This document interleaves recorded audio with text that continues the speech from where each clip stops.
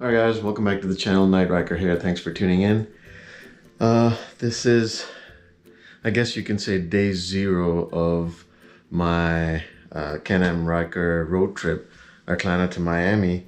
And what I'm going to do is I'm going to show you what I'm packing for this trip and how I'm packing it. This is my first time, so there's going to be a lot of trial and errors, you know.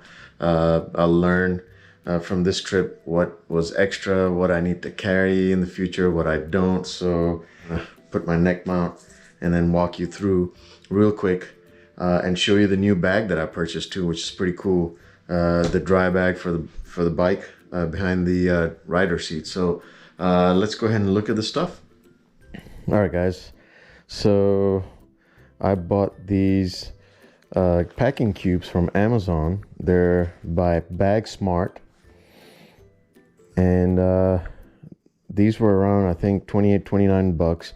I know you can get a million kinds of packing cubes, but I ordered like 3-4 of them, and this thing was the most, seemed like the most durable, thicker material, and seemed like something that would last a long time compared to some of the other $20 ones that I'd ordered.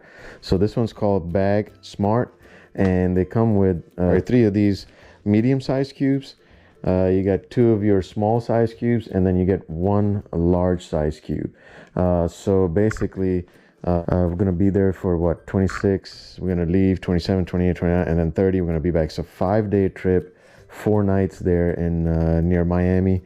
This is gonna be between Miami and Fort Lauderdale. So I've got maybe I've got extra clothes with me, but like I said, this is gonna be a learning thing for me, so I'll find out if you know, some of the stuff was necessary or not, and that's something that I'll find out soon. So anyway, so these are all my t-shirts here. I've got like 4 pairs, 5 pairs, 1 extra, just for, you know, riding, wearing them daily in Miami.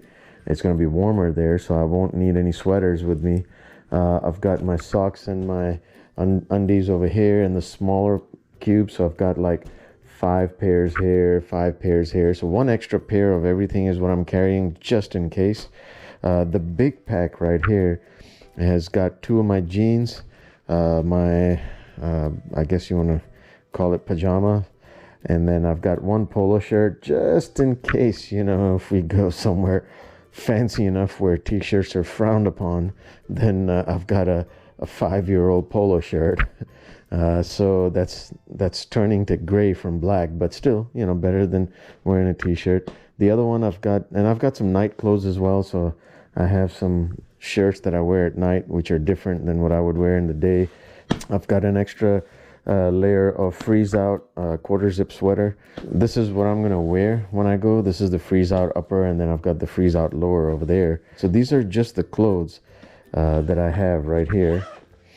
And these things are, the zips are very cool, very easy. They don't get stuck. Of course, when I say that, I'm sure it'll get stuck, but no, these things are pretty good. I'm pretty impressed with these. I've never used packing cubes before, and I can definitely see that it probably will make a difference. If I was to pack it without the cubes, I'm sure it might make a little bit of difference. All right, the bag where all of this is gonna go. This is Wild Heart 66 liter IP6 rated, and I bought a couple of bags, and this was like about, what, 59 bucks, I think, 50 bucks or 60 bucks, and it had amazing reviews. This thing is obviously a no-name brand company, but I had purchased a couple of GV bags and some other bags that were much more money, but were pretty small and had less features than this. So I went with this. They didn't have the yellow available in the 66 liter at the time, so I went with the black / gray color, which still has some of your reflective capabilities here. I like this because it's got a valve. You can open up the valve and then let the air out easily, and then close the valve. So makes it quite easy. Big bag. I mean, this thing is huge. That's what she said. So this thing is a large bag, waterproof. So You know, these items should fit in there without any issues. Got all this, packing these right here, and then the two small ones in the middle. This thing comes out pretty decent. I like it. That's pretty much it for this bag. This bag has become heavy.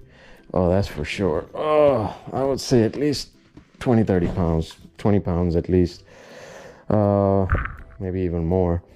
So that goes in the bag, and then it's got a waterproof zip as well, which is pretty cool. See that material right there? It's got these new zips, and then you know, open the valve up. I'm doing this in my bedroom, so with limited light, so I'm not sure if you can see, but you can probably hear it. So, and then you just roll this and then let the air out.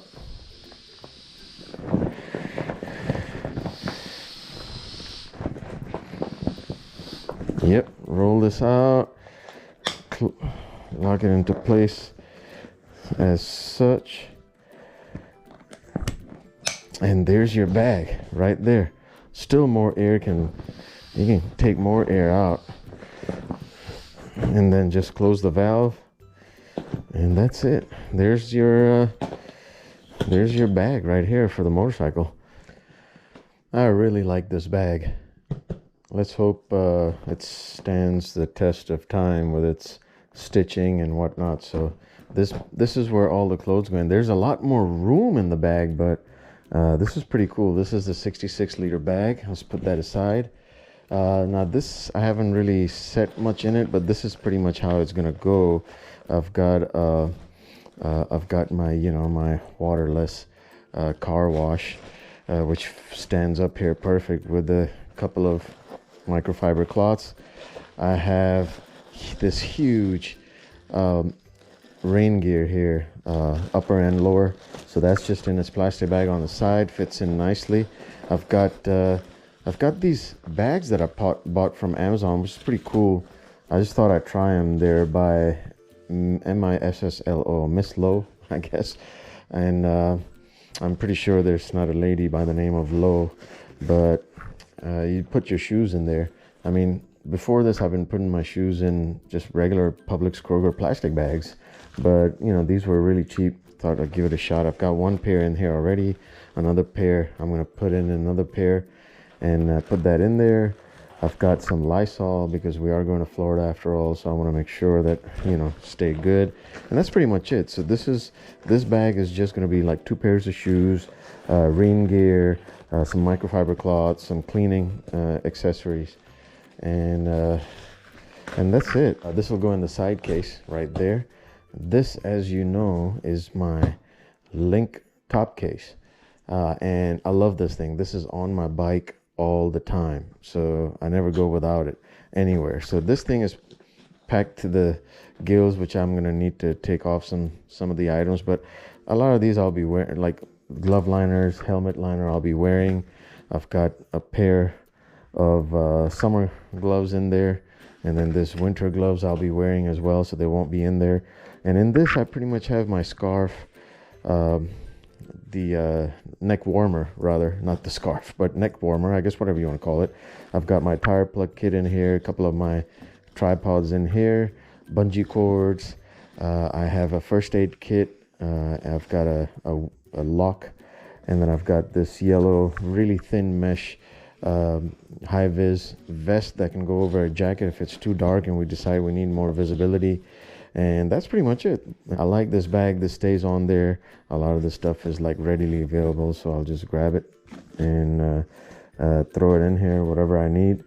And this stays on the bike. If you've seen my videos, this always stays on the bike. So now, either what I'm gonna have to do with this is I'm gonna have to put this on top of this bag right here, and then strap it in either with bungee cords. I've got like a net type bungee cord as well, because once I get to the hotel, the 66-liter bag is going to go in the hotel, and then this, my daily bag, everyday carry stuff, will go back on the bike. So something like that.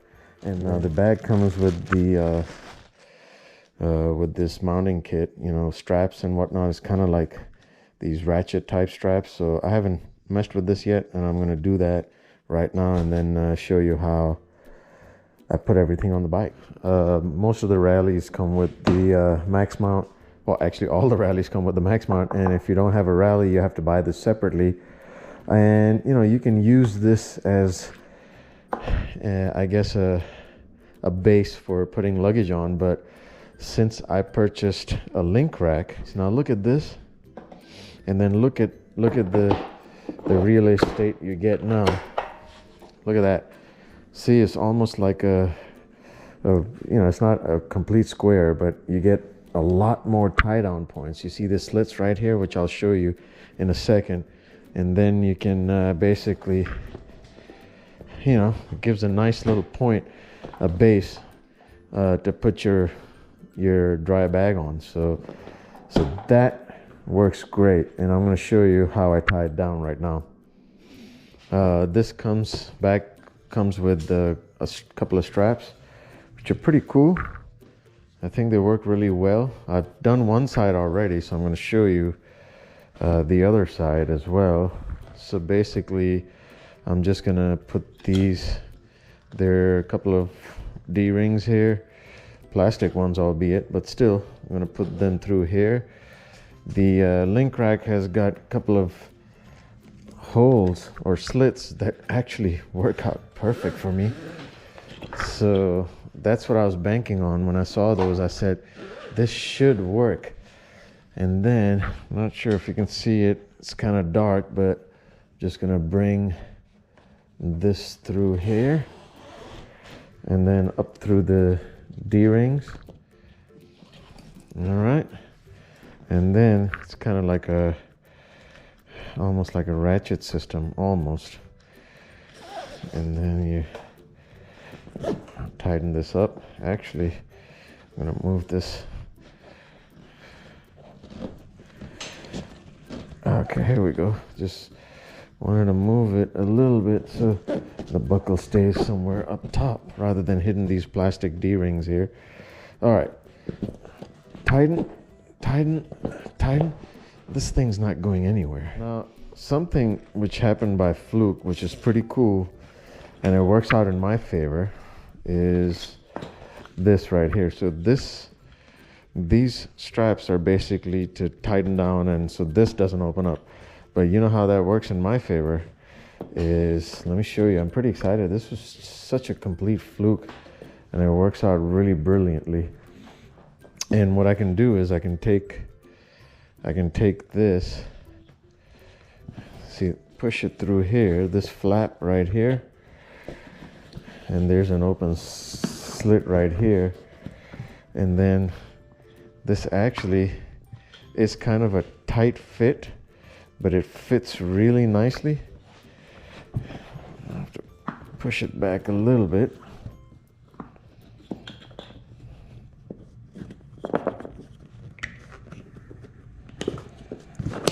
There we go. Now this, move inside a little bit. This is not going anywhere. Like, this thing is so solid. Matter of fact, it is kind of tight, which is good. There we go. So this thing right here is now holding this into place. All I do is just put this around. Now check this out. So the bag is not moving anywhere.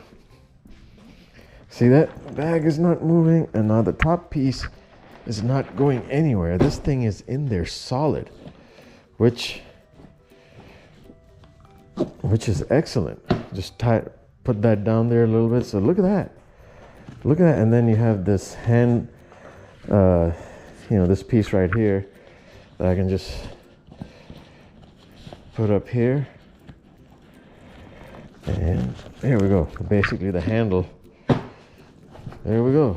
I thought I had to use my bungee cords to put most of these, tie these down, but man, this thing is on there. It's not going anywhere. All right, so the Shad bag goes in there and stays in place. Got to make sure that all the buckles are in. Everything is in, and there we go. That's the bag in there. Guys, this is amazing. This is gonna be my backrest. Nice and squishy. And I'm ready to go. I'm gonna change the suspension setting from 1 to 2. And that's it. What do you guys think? Let me know. This actually turned out to be really nice. Worked out really well. And that's it. This thing's not going anywhere. It's perfect. All right, guys. Appreciate you guys watching. We're going to head out tomorrow. And hope for a safe journey. And should be a lot of fun. And if you like the video, please hit the like button. Hit subscribe. And let me know what you think of the setup. I think it works pretty nicely on the Ryker. If you're watching Quasi Motard, I would love to hear what you think, because I know you're into this. You know, you like a lot of this stuff. So I think what makes a difference is the link rack makes a huge difference. The max mount would have been much narrower, and I don't think that makes a huge difference. So yeah, appreciate it. Until next time, be safe.